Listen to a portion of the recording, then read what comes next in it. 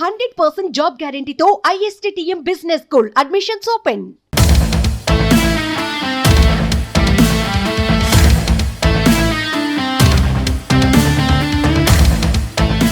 తెలంగాణ ఆంధ్రప్రదేశ్ మధ్య కీలకమైన గుంటూరు నుంచి సికింద్రాబాద్ వెళ్లాలంటే సుమారు 5 గంటల సమయం పడుతుంది.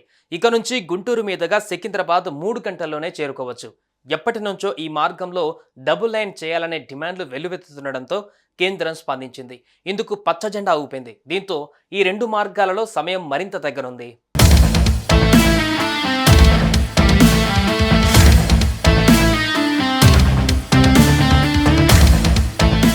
గుంటూరు నుంచి సత్తెనపల్లి, పిడుగురాళ్ల, నడికుడి, మిర్యాలగూడ, నల్గొండ మీదుగా సికింద్రాబాద్ చేరుకోవడానికి ప్రస్తుతం 5 గంటల సమయం పడుతుంది.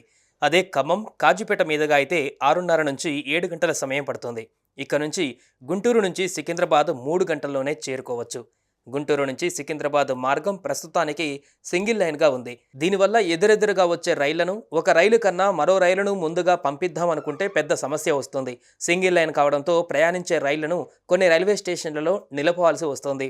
తద్వారా రైలు నడిపే సమయం కూడా ఆలస్యం అవుతుంది. దక్షిణ మధ్య రైల్వే పరిధిలో నల్లపాడు, నడికుడి, బీబీ నగర్ మార్గం అత్యంత కీలకమైనది. దీని పొడవు 239 కిలోమీటర్లు.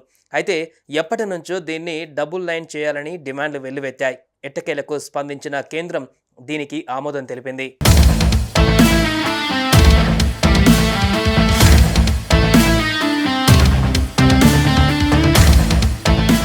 డబుల్ లైన్ ప్రాజెక్టు నిర్మాణ వ్యయం 2,854 కోట్లవుతుందని అంచనా.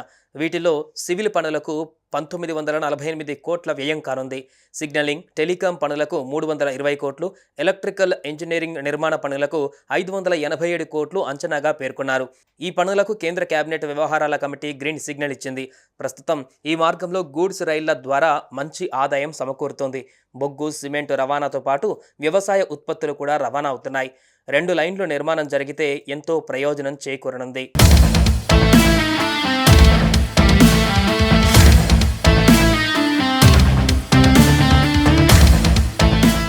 సికింద్రాబాద్ నుంచి విజయవాడ చేరుకోవడానికి ప్రస్తుతం 2 మార్గాలు ఉన్నాయి. బీబీ నగర్, నడికుడి, గుంటూరు మార్గం ఒకటి, కాజీపేట, ఖమ్మం మీదుగా విజయవాడ చేరుకోవచ్చు. సికింద్రాబాద్ నుంచి చెన్నై, తిరుపతి వెళ్లేందుకు వయా నడికుడి, గుంటూరు మార్గం దగ్గర దారి అవుతుంది. ప్రస్తుతం ఉన్న ట్రాక్ 149 కిలోమీటర్ల వేగాన్ని తట్టుకుంటుంది.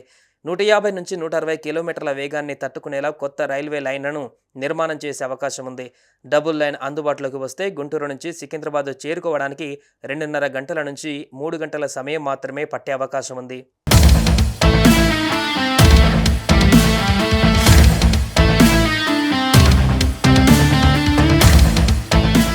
సుమన్ టీవీలో మీ పర్సనల్ అండ్ బిజినెస్ ప్రమోషన్స్ కోసం కింది నెంబర్కి కాంటాక్ట్ చేయండి.